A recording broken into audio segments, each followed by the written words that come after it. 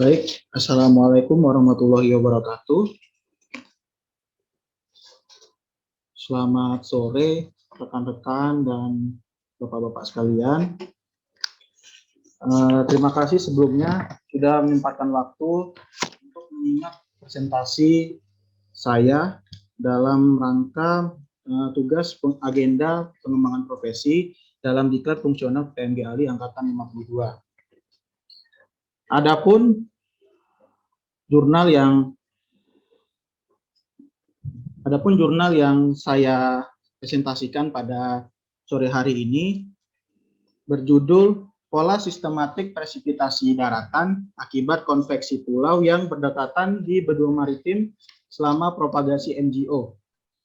Penulis dari tulisan ini yaitu Hao Chen Tan, Bradford, Palafrey, dan Jibiludia. Nah, latar belakang dari penelitian ini berlokasi di wilayah benua maritim, di mana yang mana kita tahu bahwa benua maritim adalah benua atau gugusan kepulauan terbesar yang ada di dunia. Gugusan kepulauan terbesar ini kemudian mampu mempengaruhi variabilitas transisional fenomena atmosfer. Salah satu fenomena atmosfer yang dipengaruhi adalah MGO atau Madden-Julian Oscillation. MGO adalah variabilitas intrasisional atmosfer tropis yang berpropagasi ke arah timur selama periode 30 hingga 90 hari. Lalu, bagaimana pengaruh perbedaan permukaan antara darat dan laut dengan propagasi MGO? Menurut penelitian Seng dan kawan-kawan 2015, daratan pada benua maritim diketahui membatasi interaksi udara laut, kemudian menciptakan gradien zonal panas laten yang berakibat memperlambat gerak propagasi ke arah timur. Selanjutnya, lalu bagaimana kontribusi konveksi atau faktor lokal dalam suatu pulau pada distribusi curah hujan wilayah sekitarnya atau pulau di sebelahnya pada saat propagasi MGO? Nah, hal tersebutlah yang akan dibahas pada penelitian ini. Jadi penelitian ini akan mengkaji kontribusi konveksi daratan suatu pulau terhadap distribusi curah hujan pulau di sebelahnya atau di sekitarnya pada saat propagasi MGO, baik pada fase angin timuran maupun fase angin baratan.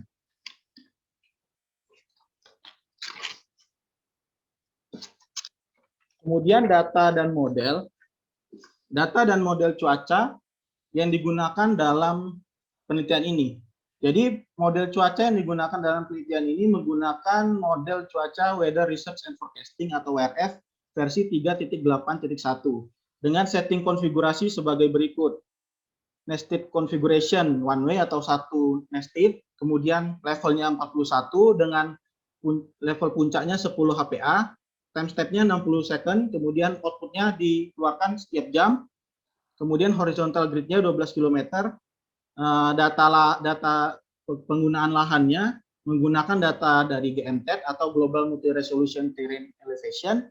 Kemudian parameterisasi yang digunakan berupa parameterisasi kumulus yaitu dengan skema Ken-Fritz, kemudian parameterisasi surface layer dengan Noah Land Surface Model, kemudian parameterisasi long wave radiation dengan Rapid Radiative Transfer Model atau RRTMG, kemudian update Goddard Scheme untuk shortwave radiation parameterisasi, dan PBL serta mikrofisis berturut-turut Meloria Yamada Janjis dan WRF Single Moment 6 atau WSM 6. Adapun untuk mengakomodasi tujuan dari penelitian ini, dilakukan 4 eksperimen untuk mengetahui peran masing-masing pulau yang dihilangkan atau pulau yang diganti dengan perairan terhadap curah hujan di wilayah sekitarnya atau di sebelahnya.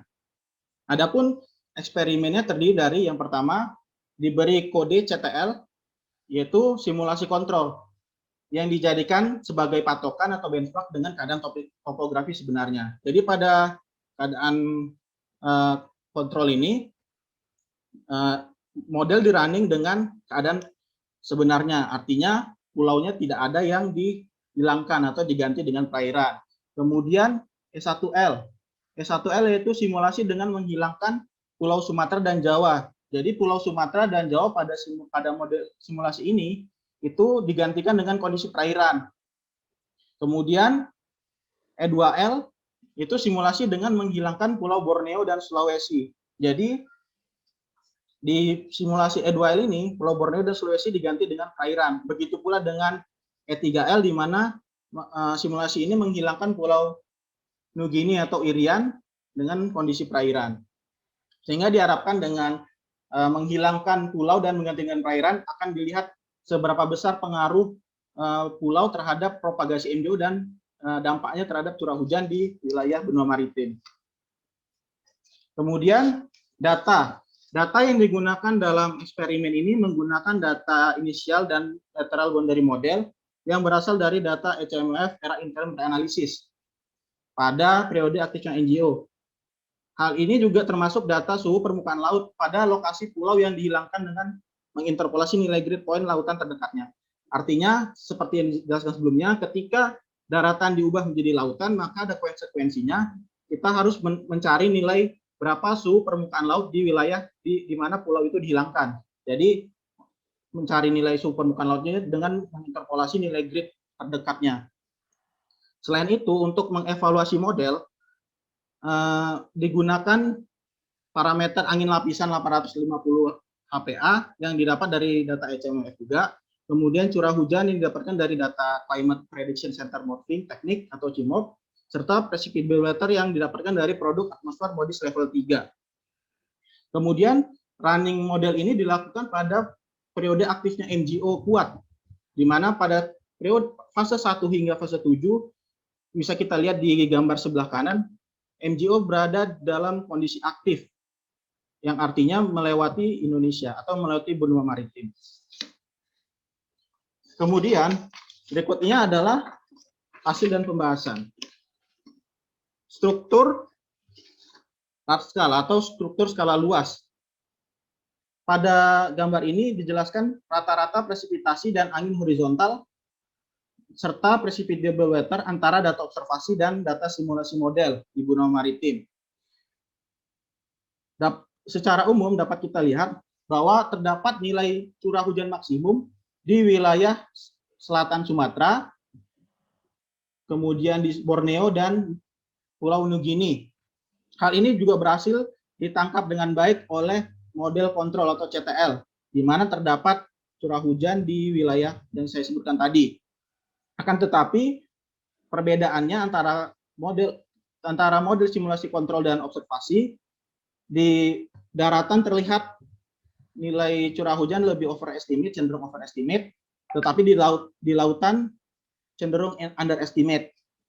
Kemudian jika kita lihat dari data precipitable water, kita lihat antara data observasi dengan data kontrol itu terlihat pola yang hampir sama, akan tetapi terdapat perbedaan seperti misalnya di wilayah utara ekuator Samudra Pasifik itu nilainya lebih sedikit, artinya nilai kontrol lebih sedikit daripada nilai observasinya. Sedangkan terdapat bias basah atau nilai kontrolnya lebih besar daripada nilai observasinya, sehingga pada gambar ini dikarakterisasi dengan warna hijau. Kemudian berikutnya adalah diagram waktu bujur dari atau time longitude diagram anomali dari curah hujan dan angin lapisan 850 pada data observasi dan tempat simulasi model di benua maritim. Jadi transisi antara fase angin timuran dan baratan serta penambahan curah hujan di benua maritim merupakan tanda dari munculnya MJO atau propagasi MJO yang telah melewati wilayah Indonesia. Kita dapat lihat di sini secara di garis-garis ini atau kontur ini menggambarkan nilai anomali angin lapisan 850 dan yang berwarna ini adalah anomali curah hujan, di mana merah menandakan pertambahan curah hujan dan biru menandakan penurunan curah hujan. Dapat kita lihat di sini pas angin timuran di wilayah Sumatera berdasarkan data observasi itu terjadi tanggal 1 hingga 10 April. Kemudian untuk fase angin baratannya tanggal 11 hingga tanggal 30. Kemudian untuk di Pulau Borneo itu fase angin timurannya terjadi tanggal 12 1 sampai 12 dan fase angin baratannya 13 sampai 30. Serta di Pulau New Guinea itu fase angin timurannya 1 sampai 15 dan fase angin baratannya 16 sampai 30. Hal ini cukup serupa digambarkan oleh simulasi model, akan tetapi simulasi model menggambarkan perpindahannya lebih cepat. Hal ini merupakan salah satu kelemahan model yang disampaikan penulis dalam penelitian ini. Kemudian jika ditinjau dari presipitasinya, gambar berikut merupakan rata-rata curah hujan di darat, laut, dan rata-ratanya di seluruh benua maritim dalam masing-masing eksperimen, di mana pada model kontrol dapat dilihat terdapat nilai curah hujan sebesar 12,3 mm per hari untuk wilayah darat, kemudian rata-rata di laut 5,2 dan rata-rata keseluruhannya 6,5.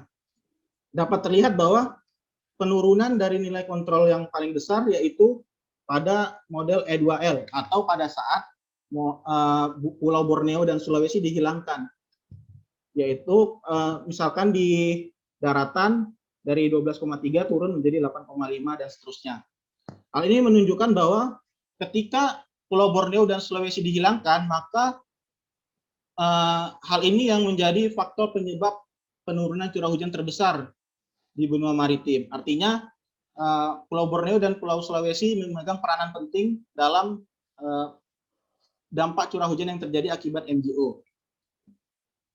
Kemudian jika kita lihat dari fase angin timuran dan angin baratan, yang gambar sebelah kiri itu merupakan nilai presipitasi dan angin lapisan 850 pada fase angin timuran dan sebelah barat pada angin baratan.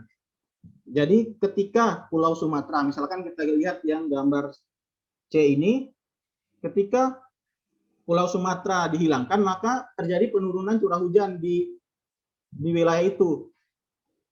Kemudian kita dapat lihat juga ketika terjadi angin baratan, ketika kita hilangkan Pulau Sumatera, maka terjadi penurunan di wilayah Sumatera itu sendiri, penurunan curah hujan. Akan tetapi terjadi peningkatan curah hujan di wilayah Kalimantan dan wilayah Sulawesi, Pulau New Guinea.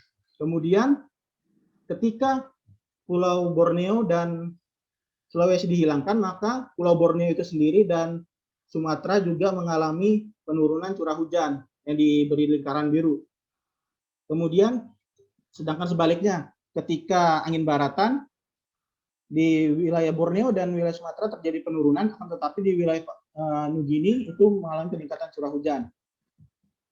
Begitu pula ketika Pulau Borneo dihilangkan, Pulau New Guinea dihilangkan maksud saya, jadi curah hujan cenderung turun. Begitu pula ketika Pulau New Guinea dihilangkan, maka ketiga pulau besar ini juga turun curah hujannya.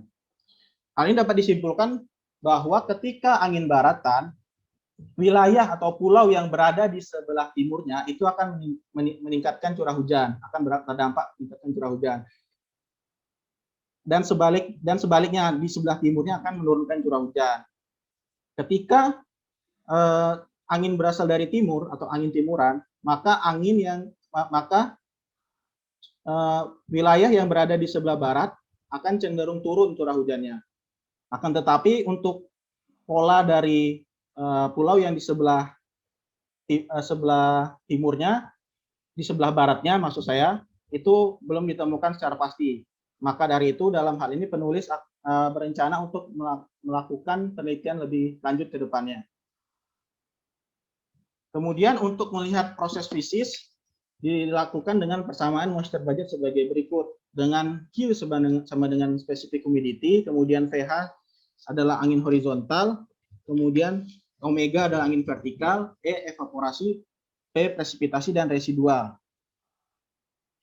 Nah, di gambar sebelah kanan ini dapat dilihat bahwa masing-masing peranan yaitu ada P yaitu presipitasi, HADV itu adalah horizontal advection, kemudian vertical advection, serta EVA itu evaporasi. Jadi ketika sebuah daratan pulau digantikan dengan perairan, maka curah hujan di wilayah tersebut akan berkurang. Hal ini dikarenakan penggantian permukaan itu menurunkan nilai horizontal advection dan vertical advection. Sebagai contoh, selama fase angin timuran, curah hujan berkurang dari 17 mm per hari pada simulasi kontrol menjadi 2,4 mm per hari pada simulasi E2L. Dapat kita lihat di gambar yang E. Akibat dari hal ini diakibatkan oleh penurunan dari VADV itu sendiri. Kemudian jika tadi kita melihat dampaknya terhadap pulau itu sendiri, hal ini kita akan melihat dampaknya terhadap pulau di sebelahnya. Jadi ketika Pulau Sumatera dihilangkan pada gambar A itu, maka dapat kita lihat presipitasi dan nilai horizontal advection dan vertical advection cenderung positif. Artinya ketika Pulau Sumatera itu dihilangkan, maka menghilangkan topografi yang menghambat propagasi MJO itu, sehingga angin baratan semakin kencang, dan karena adanya gaya Coriolis, maka menyebabkan terjadinya vertical advection yang cukup pesat, sehingga menyebabkan hujan yang cukup banyak. Itu tadi ketika terjadi angin barata. Berbeda halnya dengan angin timuran, misalkan kita lihat yang ketika Pulau Borneo itu dihilangkan, maka presipitasi di wilayah Sumatera itu cenderung kurang. Artinya pada saat tersebut angin timuran melaju kencang. Akan tetapi perlu diingat bahwa di wilayah ekuator terdapat gaya Coriolis. Jadi gaya Coriolis tersebut menyebabkan massa udara itu bukannya berkumpul, tapi terjadi divergensi atau penyebaran, sehingga hal ini menyebabkan turunnya curah hujan yang terjadi. Nah, kesimpulan, jadi dari keempat simulasi tadi dapat kita simpulkan sebagai berikut. Yang pertama, pada saat fase angin timuran, curah hujan menurun pada wilayah barat, pulau yang dihilangkan akibat divergensi moisture yang dihasilkan angin timuran. Kemudian, pada saat hilangnya daratan mengakibatkan angin timuran semakin kuat yang memicu penurunan advection horizontal dan vertikal. Sementara itu, penurunan curah hujan pada wilayah daratan pulau yang dihilangkan terjadi karena penurunan pemanasan permukaan dari radiasi matahari yang masuk dan kapasitas panas air yang lebih besar pada perairan. Kemudian, pada saat fase angin baratan yang kemudian diasosiasikan sebagai propagasi MJO, maka perubahan curah hujan terjadi secara berbeda dan sistematis. Ketika sebuah pulau pada benua maritim dihilangkan, pulau yang berada di sebelah timurnya menerima peningkatan curah hujan, sedangkan yang berada di sebelah barat dan pulau yang dihilangkan tersebut mengalami penurunan curah hujan karena alasan berikut. Yang pertama, ketiadaan friksi dan kehalangan pada permukaan darat dan topografinya, sehingga angin barat menjadi lebih kuat menuju timur pulau yang dihilangkan. Kemudian, kedua, penurunan panas laten pada pulau yang dihilangkan berakibat pada penurunan curah hujan, menurunkan anomali angin baratan ke barat dan anomali angin timuran ke timur. Berikut ada referensi yang saya gunakan. Terima kasih atas atensinya. Jika teman-teman atau Bapak ada pertanyaan, saya persilahkan.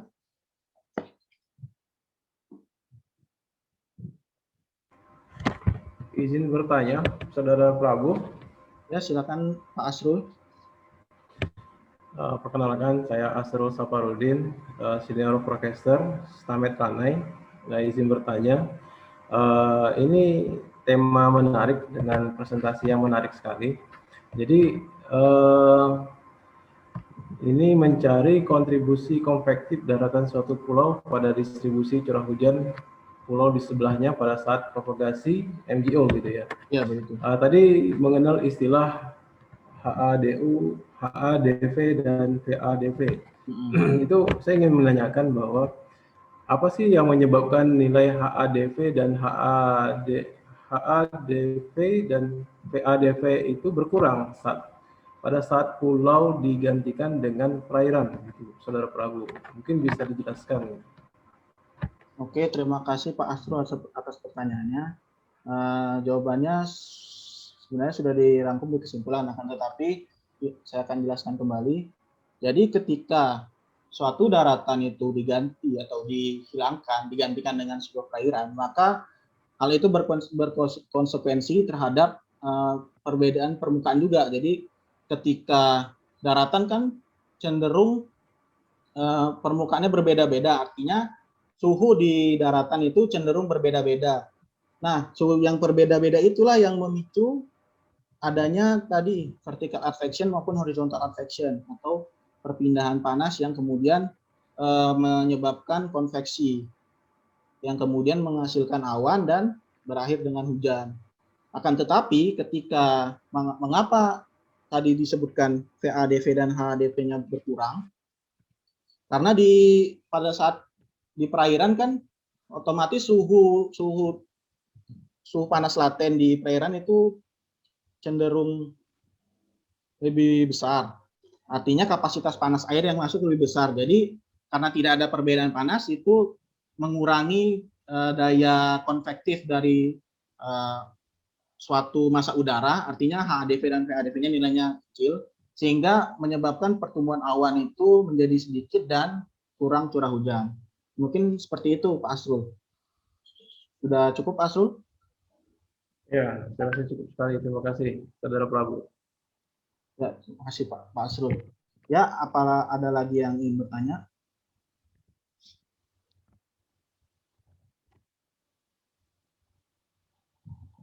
Oke, karena nampaknya sudah cukup, saya tutup saja.